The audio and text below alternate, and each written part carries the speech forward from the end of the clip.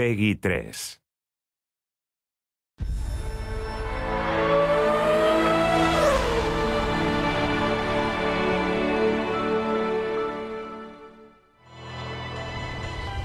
Welcome to the second developer diary for F1 2011.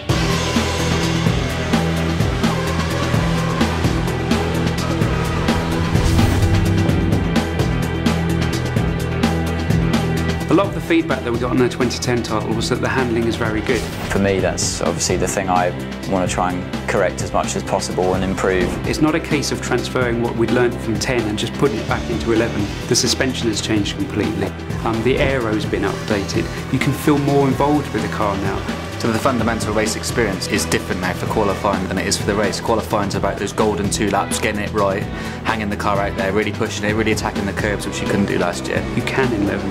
If you see a driver locking up under braking and smoke coming off the tyres, you can do that in the game. You've got a lot more mechanical grip basically available to you, and you can feel that in the slow speed corners. I think it's fair to say last year we were trying to balance handling and AI at the same time, whereas a year later we've already got that foundation there. The easiest way to look at the AI this time around is they're more dynamic in their decisions. In F1 2010 they would often make the right decision, but then that situation would change and they were committed to a course of action, whereas in F1 2011 they're aware of all the variables, all the surroundings, and they're able to adapt their responses on the fly if things change. It's about them being in sync with the player, following the rhythm of the race. You know, they'll go for an overtake, you know, a bit of draft, and all of a sudden that side of the track's not the right one to be on. They're much more likely to pull back in rather than just try a crazy move around the outside. I mean, they can certainly make mistakes.